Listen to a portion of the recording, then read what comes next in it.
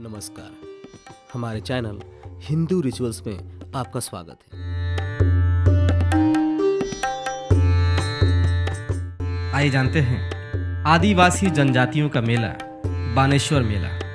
लोक कथा के अनुसार विष्णु के अंतिम अवतार कल्कि अवतार से पूर्व महावजी का अवतार माना गया है। महावजी का जन्म औदिच्य ब्राह्मण के घर सबला नामक गांव में हुआ था। 12 वर्ष की आयु में इस बालक ने स्वयं को कल्कि अवतार घोषित किया। जब डूंगरपुर के राजा ने महावजी के चमत्कारों के बारे में सुना तो उन्होंने उसकी परीक्षा लेनी चाहिए तथा कहा, महावजी, यदि आप स्वयं भगवान हैं तो आप नदी के जल पर चलकर दिखाइए। यह सुनकर महावजी क्रोधित हो उठे तथा राजा से बोले, न केवल मैं वरन गधे भी यहाँ चलकर दिखाएंगे। इस प्रकार महावजी ने चलकर नदी पार की।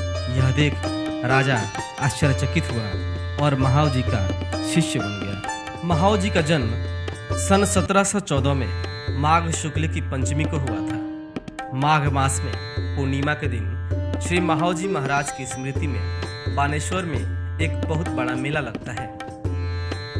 बानेश्वर का नाम डूंगरपुर में स्थित महादेव मंदिर में रखे पूज्य शिवलिंग से उद्धृत है। स्थानीय बागड़ी भाषा में बानेश्वर का अर्थ है नदी के त्रिकोणाकार डेल्टा क्षेत्र का प्रधान स्थान। यही नाम शिवलिंग को भी दिया गया है। बानेश्वर मेला 2 नदियों सोम एवं माही के डेल्टा क्षेत्र में आयोजित किया जाता है। आधुनिक रूप में यह मेला वास्तव में 2 अन्य मेलों का मिश्रण है। एक मेला बानेश्वर महादेव के सम्मान में लगता है तथा दूसरा महावजी की बहू द्वारा निर्मित विष्णु मंदिर के निर्माण के बाद आयोजित किया जाने लगा। माघ शुक्ल एकादशी से पूर्णिमा तक आदिवासियों का यह सबसे बड़ा और महत्वपूर्ण मेला है। आदिवासी महिलाएं अपनी सुरीली आवाज में नाथी वैना सारियो मेलो नाथी धीरी रिजे ए अपनी सुरीली आवाज में गीत गाती हुई दूर दूर से पद यात्रा करती हुई हजारों के झुंड में मेले में भाग लेती हैं। सोम एवं माही नदियों के संगम स्थल पर महावजी के 2 शिष्यों अजय एवं वजय ने लक्ष्मी नारायण मंदिर की स्थापना की थी। मूर्तियों का प्राण प्रतिष्ठा समारोह माघ शुक्ल एकादशी को हुआ था। तभी से यह मेला इस दिन प्रारंभ होता आया है।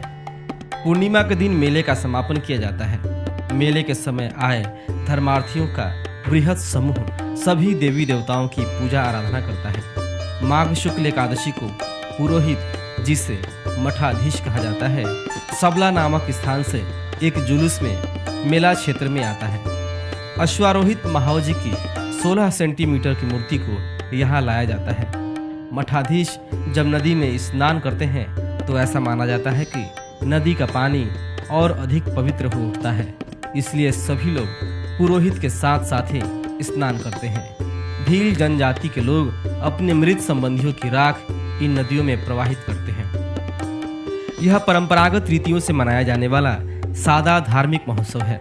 इस अवसर पर मध्य प्रदेश एवं गुजरात की जनजातियों के लोग अपने राजस्थान के संबंधियों से मिलते हैं तथा भगवान शिव की प्रार्थना करते हैं। भील जनजाति की बहुलता वाला यह मेला मुख्य रूप से भील जनजाति का मेला है। भील जाति स्वयं को महादेव का वंशज मानती है, इसलिए इस मेले में उनकी उपस्थिति विशेष रूप से होती है।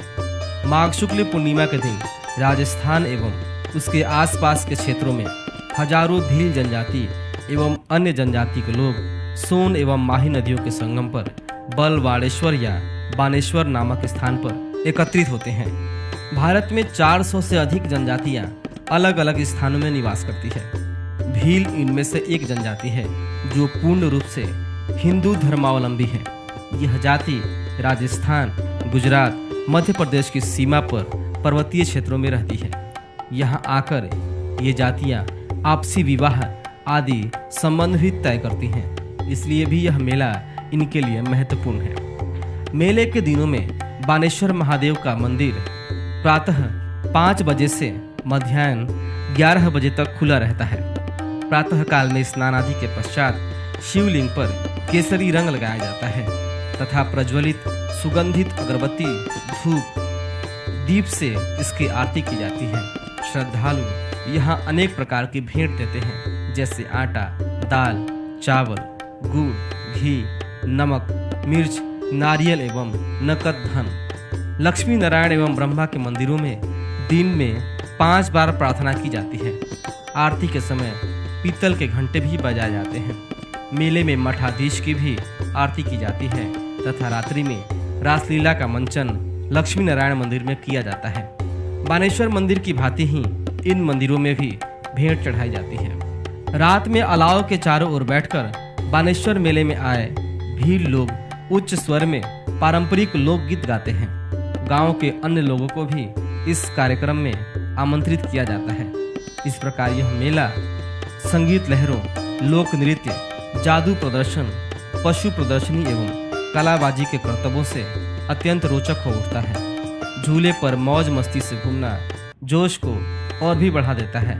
इस मेले में बच्चे, युवा, वरिष्ठ सभी बढ़ चढ़कर हिस्सा लेते हैं तथा लगता है कि सभी जन एक साथ विकास एवं प्रगति की ओर बढ़ने की कामना रखते हैं।